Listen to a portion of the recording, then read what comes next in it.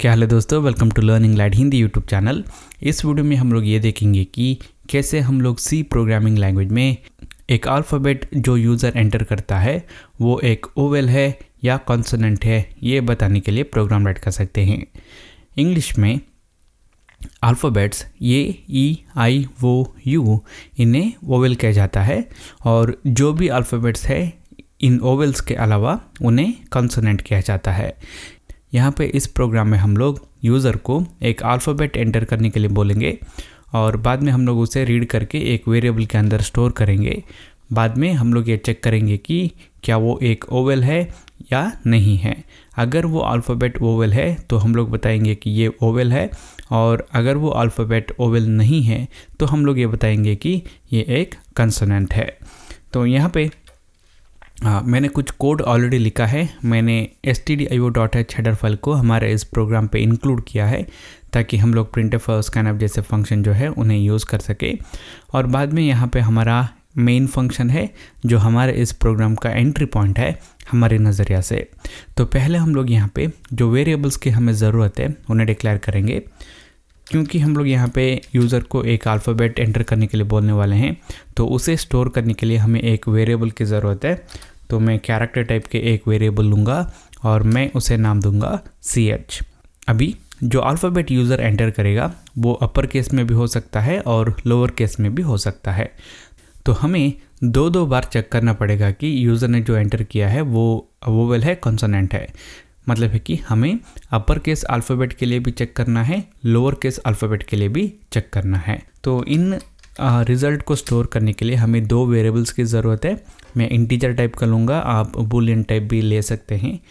तो यहाँ पे मैं कहूँगा अपर केस और लोअर केस। यहाँ पे इस अपर केस वेरिएबल के अंदर अगर यूज़र ने अपर केस में अल्फ़ाबेट को एंटर किया है तो उसका जो रिज़ल्ट आता है उसको स्टोर करेंगे।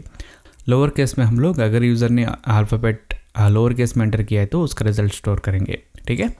इसके बाद हम यूज़र से अल्फ़ाबेट एंटर करने के लिए कह सकते हैं।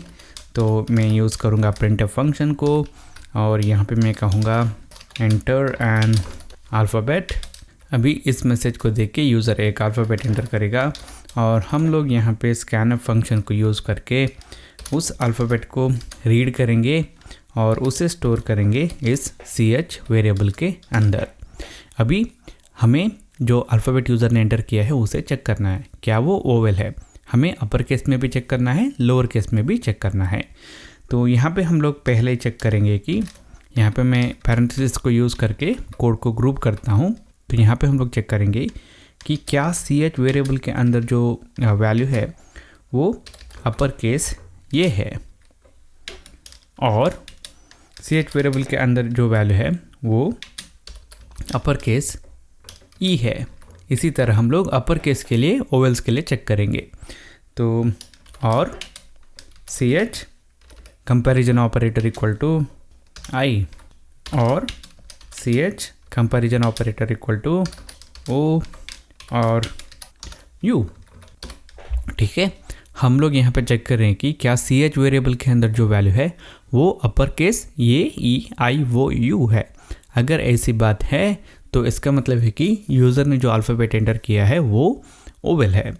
यहाँ पे ये और ऑपरेटर जो हम लोग यहाँ पे यूज़ कर रहे हैं, ये अगर ch वेरिएबल के अंदर इनमें से कोई भी वैल्यू है, ये ई आई वो यू अपर केस में है तो ये 1 रिटर्न करेगा। सी प्रोग्रामिंग लैंग्वेज में जो वैल्यू 0 है उसको फॉल्स कंसिडर किया जाता है और जो भी नॉन ज़ीरो वैल्यू है उसको ट्रू कंसिडर किया जाता है। अगर ch वेरिएबल के अंदर इनमें से कोई भी वैल्यू है तो ये 1 रिटर्न करेगा, नहीं तो 0 रिटर्न करेगा। ठीक है।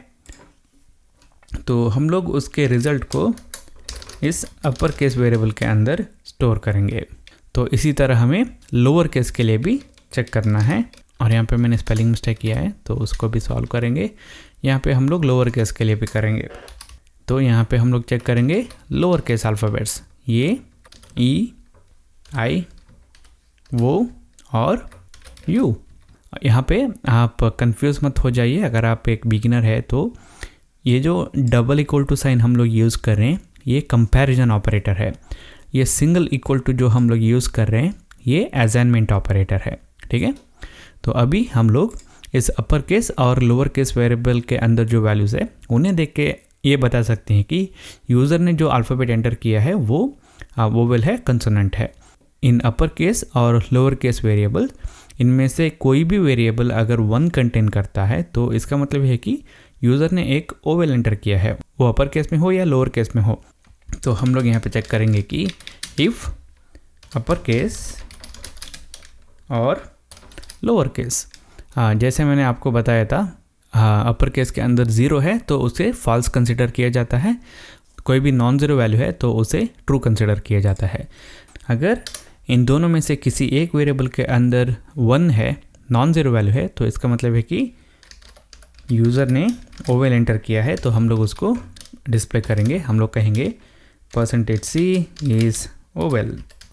अगर ऐसी बात नहीं है, अगर इनमें से दोनों वेरिएबल के अंदर 1 नहीं है, दोनों में 0 है, तो इसका मतलब है कि यूज़र ने जो एंटर किया है अल्फ़ाबेट वो एक कंसोनेंट है। तो हम लोग यहाँ पे कहेंगे कंसोनेंट, और यहाँ पे हमें इन ch वेरिएबल के वैल्यू भी देना है। तो यहाँ पे ch, यहाँ पे is, ठीक है। तो अभी हमने यहाँ पे प्रोग्राम लिखा है, अभी हम लोग इसको रन करके देखेंगे। एंटर एन अल्फ़ाबेट, मैं एंटर करूँगा अपर केस ये इज़ ओवेल, ठीक है। तो रन करेंगे दोबारा, इस बार लोअर केस u एंटर करूँगा, कहता है कि u इज़ ओवेल, ठीक है। एक और बार रन करेंगे और इस बार मैं एंटर करूँगा कैपिटल G इज़ कंसोनेंट, ठीक है। एक और बार रन करेंगे और इस बार मैं एंटर करूँगा लोअर केस W, कहता है कि W इज़ कंसोनेंट। तो ये हुआ दोस्तों, हमारा प्रोग्राम यहाँ पे सही तरीके से काम कर रहा है। यहाँ पे यूज़र को एक अल्फ़ाबेट ही एंटर करना होगा, नहीं तो ये प्रोग्राम सही तरीके से काम नहीं करेगा। फॉर एग्जांपल, अगर आप @ सिंबल कुछ एंटर करते हैं, जो भी नॉन अल्फ़ाबेट एंटर करते हैं, उसके लिए ये कंसोनेंट डिस्प्ले करेगा। तो यूज़र को यहाँ पे अल्फ़ाबेट ही एंटर करना होगा, ठीक है। तो ये हुआ दोस्तों इस वीडियो के लिए। अगर आपको ये वीडियो अच्छा लगा तो लाइक कीजिए, अच्छा नहीं लगा तो डिसलाइक कीजिए। अगर आप लोग कुछ कहना चाहते हैं तो कमेंट कीजिए। इसी तरह के और वीडियोस देखने के लिए मेरे इस चैनल पे सब्सक्राइब कीजिए।